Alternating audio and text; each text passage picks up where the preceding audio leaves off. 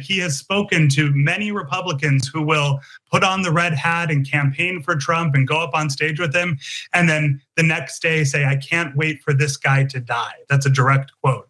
Oh, wow. Turns out the Republican establishment wants Trump to suffer the same fate they envision for every marginalized community. Let's hear more. And so I was taken aback by how often I heard this. I thought it was kind of a morbid, dark joke at first, but I heard it so often that it started to become clear that this was actually what a lot of Republicans believe, and it just speaks to the desperation in the party right now. So that was Atlantic writer McKay Coppins, who wrote the following in his recent piece, quote, "In my conversations with Republicans, I heard repeatedly that the least disruptive path to getting rid of Trump, grim as it sounds, might be to wait for his expiration." Damn. Jesus, man, they are so much more brutal than our side. And look, he also writes this, because this part's important. It really shows you the cowardly nature and the lack of strategy by the GOP. Their rationale was straightforward, meaning their rationale for literally wanting him to die. The former president is 76 years old, overweight, appears to maintain the diet of a college freshman, and believes, contrary to all known science, that exercise is bad for you. Why risk alienating his supporters when nature will take its course sooner or later? Damn, okay, Jesus, they're brutal. But by the way, you'll be waiting 20 years, man. That guy's never going anywhere. And so it's amazing. He never does any exercise other than the golfing. That part is true. We covered the story. He thinks that if you exercise, you take away energy from your life and that you'll die sooner. The problem is I don't want to repeat it too many times because the right wing will start to believe it, okay? And they'll stop exercising completely, they'll fall apart at the seams. Anyway, waiting for someone to die is literally the weakest strategy I have ever heard. 1000%. 1000%.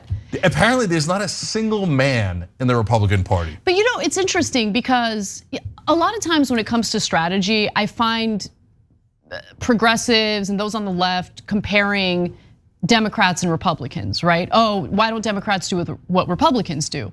But it's a lot more difficult because the base for the Democratic Party is not really united in what they're demanding. You get what I'm saying? Mm-hmm. Like there are highly educated, well-to-do Democratic voters who are definitely not on board with the progressive wing of the Democratic Party. Like there isn't the solidarity necessary to make the Democratic politicians afraid of us. You get what I'm saying? Whereas with the Republican Party, honestly, the base is still very much supportive of Donald Trump.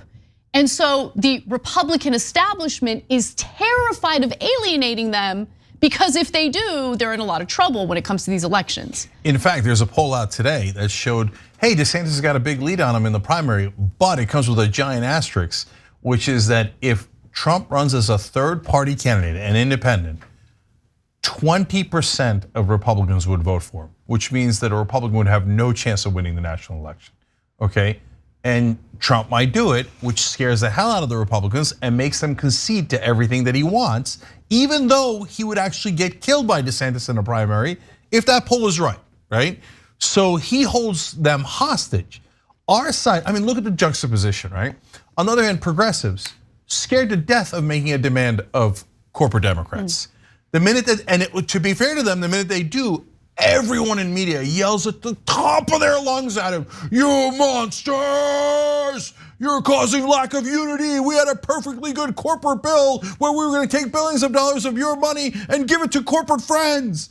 You monsters, stop it." And honestly, look, we're in the honesty business. It works. And progressives get scared. They do, yep. And they back away and they never use their power. To this moment, they haven't used their power. Okay, and by the way, they get more animated. You can notice this with your own eyes, and you'll see it now in these next 2 years. Progressives get way more animated when they're out of power, because then it's safe to be able to say the things that you say, because it's not really gonna have an effect on legislation. The minute the Democrats are in power and it can affect legislation, all the progressives go super quiet. Yep. And so there's one other difference. Bernie is the clear leader of the progressive movement and has been for a long time, right? He has universal love among progressives. Even when we get frustrated with him on different things, we still love the guy. Absolutely, right? Yeah. everyone on the Republican side, I don't mean the voters, right? But the politicians, et cetera, everyone in power hates Trump. Isn't that interesting? No, they do 100%. In fact, I want to go to the next video. So here's more from Coppins. It was striking how consistently I heard the party needs to move on from Trump. We need to find a way to get rid of Trump. That we're way better off with Trump. But then when I would ask, okay, what's the plan for that to happen? It would immediately move into hypotheticals. Maybe he'll get indicted and his legal problems will subsume him. Maybe he'll get bored and drop out. Maybe he'll lose his attention. Some people, clung to this long-held delusion that maybe he would become a different person and bow out graciously and make room for the next generation of Republican leaders. Contrary to everything we know, what the consistent through line was, though, was that they all wanted him gone, but nobody wanted to confront him directly. There is just this fear that if they go after him or if they try to rally around somebody else, they'll spark a backlash from his base. No, it's amazing. They do hate him. And I've known that for a long time, right? So when I was in Pennsylvania, not last year, but the year before, to debate Ben Shapiro, before the Pennsylvania Chamber of Commerce. I mean, these are all business people, these are all conservatives. Everyone I talked to couldn't stand Donald Trump. They were willing to say that privately, would never say it publicly. Yeah, which of course gives you the billionth time in a row evidence that politicians are liars, okay?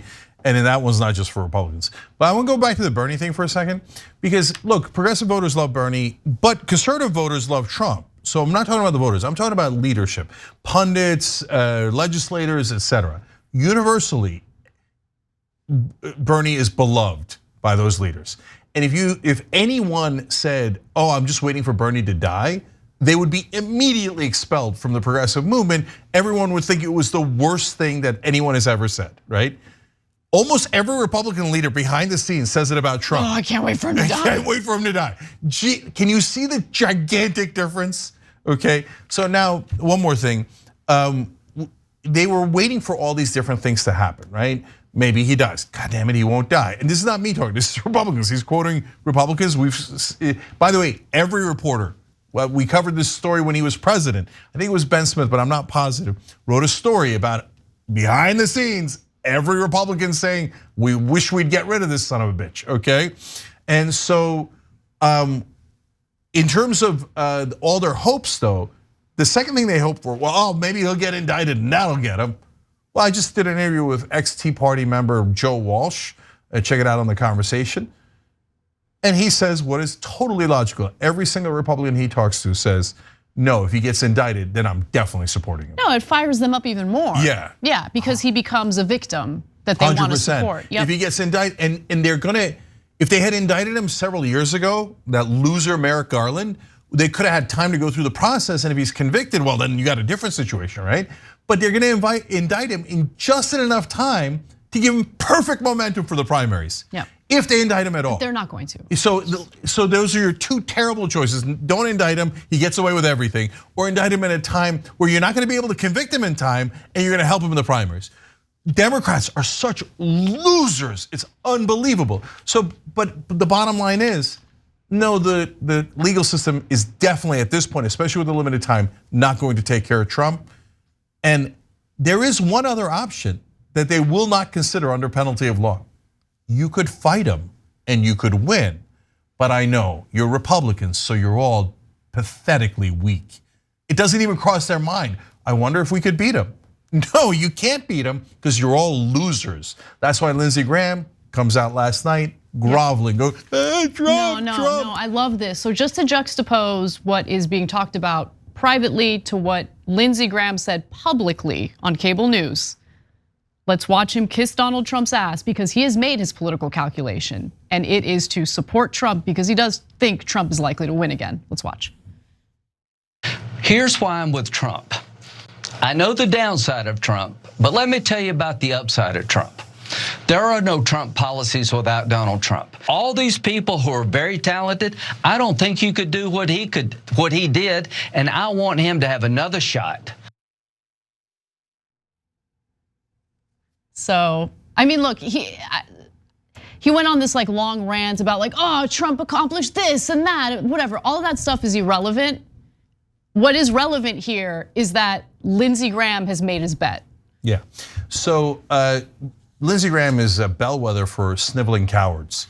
So every once in a while, he'll poke his head out and criticize Trump and see how it does. He's like, okay, how does it do? Same with McCarthy. Yeah, and then, but McCarthy, everyone knows McCarthy. Well, no, actually, McCarthy's a mixed bag too. You're right. That's a good example. McConnell is a little bit tougher on Trump, still scared, still not really fighting him, but everybody knows that McConnell hates him. But you're right, McCarthy and Lindsey Graham, every once in a while they're like, Trump bad? How does it do? How does it do? Oh, no, the base still loves him. Oh, I mean, Trump is the best. Let me tell you what's good about Trump. Without Trump, there's no Trump policies. Bravo. Did it take you all night to come up with that line? Okay, by the way, I want to be clear about this. Fairest show in America. There is actually a reason why the base loves him, and it's not just racism. Yes, there's all of that hatred, fear stuff, that's true. But on top of that, there's a lot of people who like him because he hates the establishment. Yeah, and so that's why the establishment is flummoxed. They don't understand. They're like, I don't get why they like him. Because they and I don't know how to defeat him. Because they hate you. No, that's exactly right. And by the way, that is why they are incapable of defeating him. Because the only way to defeat Donald Trump is to be a better populist. You can't out-establish him. People, especially in the Republicans, they despise the establishment. So that's why the Rubios of the world are like, I don't get it. I pleasured more donors. I thought that was gonna work. I pleasured all the donors I could find. It still doesn't work. That's because they hate that. And by the way, on that portion of the Republican base, I give them credit. Okay, I do. You picked the wrong guy. Trump's in for personal corruption. You picked the wrong guy, but your instinct to be against these corrupt politicians is correct.